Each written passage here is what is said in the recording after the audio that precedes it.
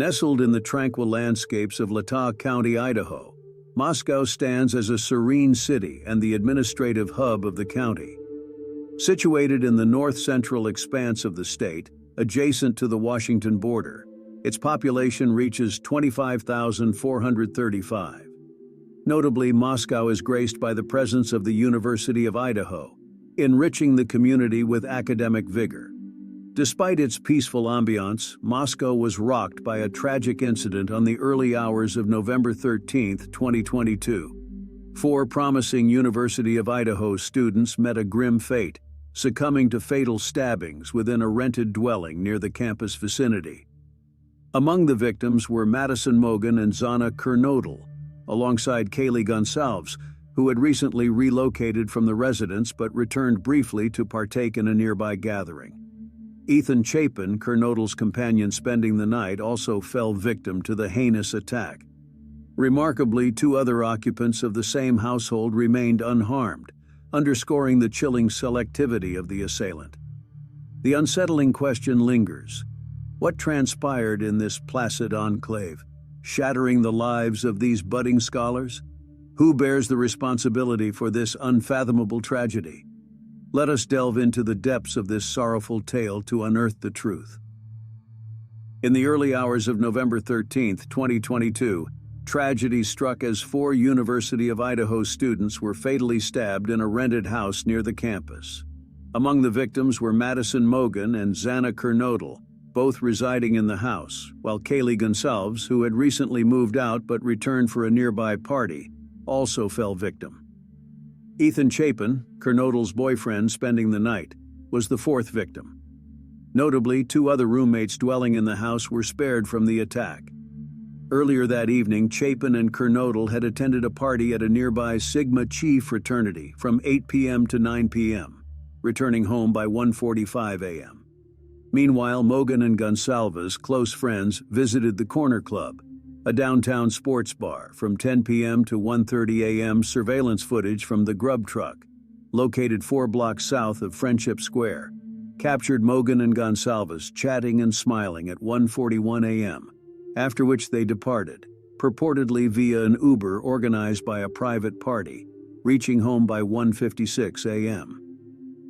Surviving roommates reported that all 4 students were back home by 2 a.m. subsequently, between 2:26 and 2:52 a.m. Gonsalves' phone made 7 unanswered calls to her former long-term boyfriend, with 3 unanswered calls from Mogan's phone to the same individual between 2:44 and 2:52 a.m. Despite investigation, authorities ruled out the involvement of the recipient of these missed calls in the crime. Additionally, a DoorDash delivery labeled Zana was received at the house around 4 a.m.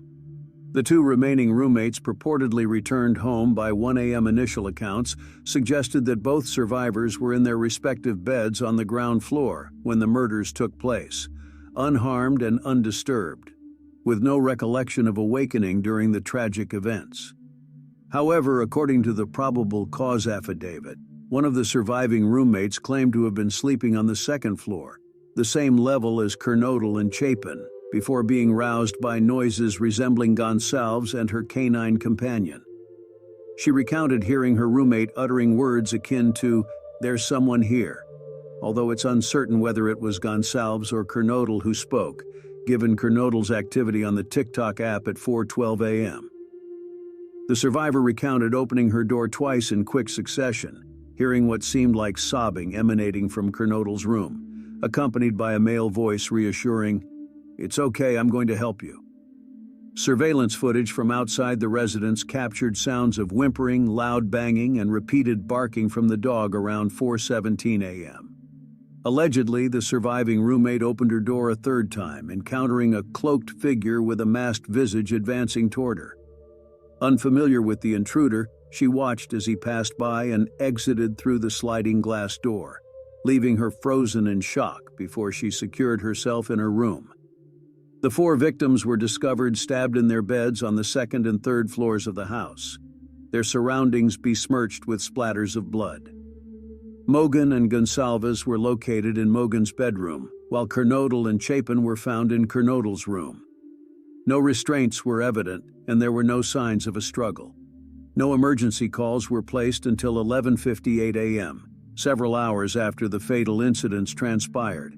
The initial call for help was made internally from within the house, reporting an unconscious individual.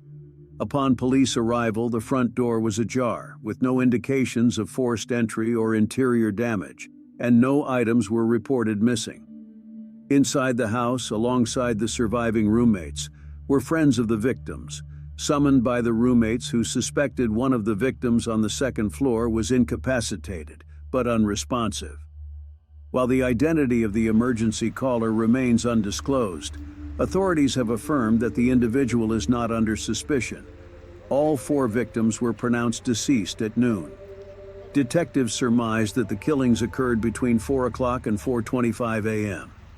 On that fateful morning, officers encountered Gonsalves's unharmed dog, shared with her former partner, alive within the residence. The investigation into the stabbings is being led by the Moscow Police Department, with assistance from the Idaho State Police and the Lata County Sheriff's Office. Approximately 130 law enforcement officers from these agencies are actively involved in the case. Autopsies conducted by the Lata County coroner on November 17th revealed that all 4 victims had suffered multiple stab wounds, primarily to the chest and upper body, inflicted by a large knife, likely similar if not identical. Defensive wounds were observed on at least one victim's arms, suggesting an attempt to fend off the attacker. The victims were believed to have been attacked while asleep in their beds, although there were no signs of sexual assault. None of the victims were bound or gagged, and no murder weapon was recovered, though authorities suspect a fixed-blade knife was used. A surviving roommate provided a description of the suspect as a male stranger approximately 5 feet 10 inches tall, with a lean but athletic build and bushy eyebrows. On November 19th, police appealed to the public for any video footage of the house taken on the night of the murders, setting up dedicated phone and email lines for submissions.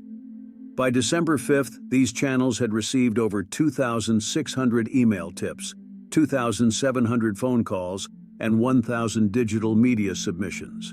By December 24th, the investigative team reported receiving at least 15,000 messages related to the case. Initially considering the possibility of multiple perpetrators, police characterized the incident as a targeted attack, but had not determined whether the residence or its occupants were the intended targets. At a press conference on November 23rd, the Moscow police chief disclosed receiving numerous tips, including reports of Gonsalves having a stalker, though this claim could not be substantiated at the time. Following public reports, police announced on December 15th their search for records on approximately 22,000 fifth-generation Hyundai Elantras manufactured between 2011 and 2013. Surveillance footage captured a white Elantra near the crime scene multiple times around the time of the murders. Investigators traced the vehicle to local resident Bryan Kohberger, 28, who was traveling with his father to Pennsylvania. Kohberger's phone data placed him in the vicinity of the crime scene during the time frame of the murders. DNA evidence linked Kohberger to the crime scene, leading to his arrest by an FBI SWAT team and Pennsylvania State Police on December 30th at his parents' home. Upon arrest, Kohberger was found handling garbage bags while wearing examination gloves in the kitchen. Subsequent searches of his home revealed potentially incriminating items, including a knife, gun, and black mask. Kohberger confirmed by university officials on December 30th, 2022, to be a PhD student in the Department of Criminal Justice at Washington State University, WSU, in Pullman, Washington, had his apartment and office on the WSU campus searched by Idaho law enforcement officers with assistance from the WSU Police Department on the morning of December 30th, 2022. At a press conference held on the same day, police disclosed that Kohberger, though originally from Pennsylvania, maintained an apartment in Pullman as a student. On January 3, 2023, WSU officials informed NBC News via email that Kohberger was no longer enrolled as a student at WSU after completing only one semester. Prior to his enrollment at WSU, Kohberger obtained both his bachelor's and master's degrees from DeSales University, a private Catholic institution in Lehigh County, Pennsylvania. He earned his bachelor's degree in 2020 and completed his graduate studies in criminal justice in June 2022, as confirmed by the university. Following news of Kohberger's arrest, internet users uncovered a Reddit post in which Kohberger appeared to solicit volunteers for a graduate research project, focusing on the influence of emotions and psychological traits on decision-making in the commission of a crime. DeSales University verified that the email address associated with the post belonged to Kohberger during his tenure as a student there. On January 5th, a probable cause affidavit detailing the evidence used to charge and arrest Kohberger was released. The affidavit outlined various pieces of evidence linking Kohberger to the crime, including DNA samples, cell phone records, and the movements of a white Hyundai Elantra. According to the affidavit, a brown leather scabbard bearing the words K-Bar and USMC, along with the insignia of the United States Marine Corps, was discovered on a bed in the house adjacent to Mogen's body during a crime scene examination on November 13, 2022. Investigators identified a single source of male DNA on the button of the knife sheath. Police found trash at Kohberger's parents' residence on December 27, 2022, and DNA from the knife sheath matched a DNA profile obtained from the trash.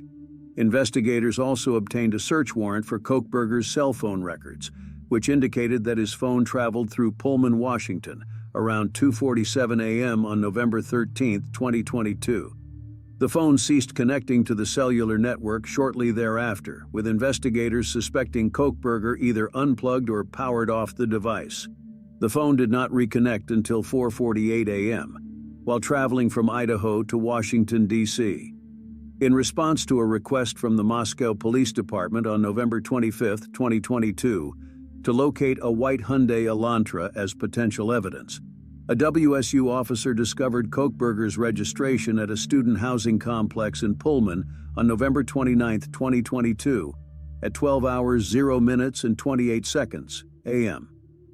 Shortly thereafter, another WSU officer located Kohberger's vehicle in the complex's parking lot while searching for white Hyundai Elantras.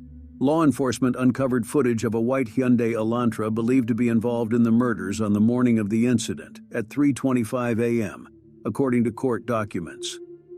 The vehicle was observed passing the victim's home 3 times, starting at 3:29 a.m. and departing the neighborhood at a high rate of speed. At 4:20 a.m., WSU cameras captured the sedan leaving Pullman around 2:44 a.m. on the morning of the murders, traveling east toward Moscow and returning around 5:25 a.m., as per the affidavit.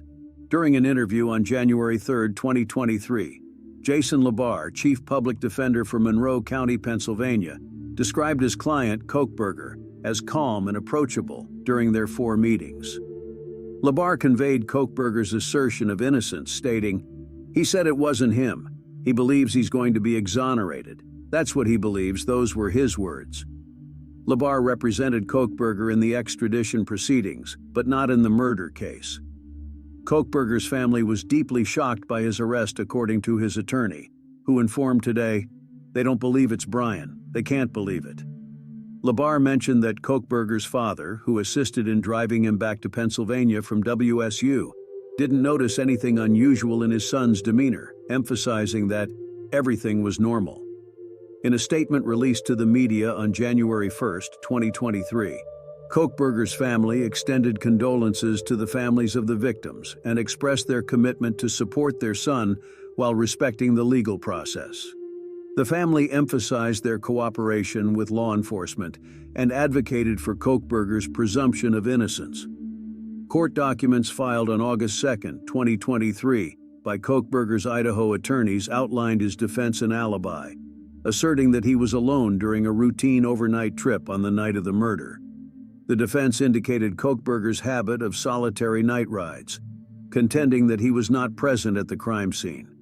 The defense plans to challenge the state's witnesses and present expert testimony at trial.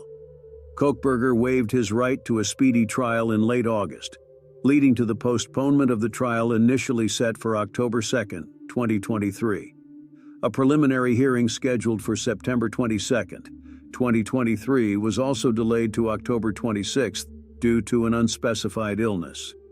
Despite the state's request to prohibit cameras in the courtroom before the trial, the judge denied it on October 26, 2023, following opposition from a coalition of journalists, including NBC News. An unresolved issue pertains to the use of genetic genealogy techniques by investigators in tracking down Kohberger before his arrest. While the prosecution claims not to utilize this aspect of the investigation in the ongoing case against Kohberger, the defense contends that every detail is significant. During a hearing on February 28, 2024, Judge John Judge expressed a desire to consider arguments regarding a possible change of venue before determining a trial date. The change of venue hearing is scheduled for May 14, 2024. Shortly after Kohberger waived his right to a speedy trial, the prosecution and investigators asked the University of Idaho for access to the King Road house.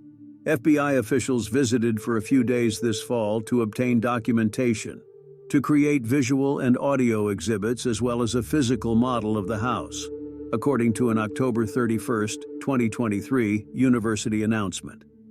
The plywood covering the windows and doors was removed for this process and then recovered, the release said. The house was demolished at the end of December 2023, prompting mixed reactions from the public. What are your thoughts on the matter?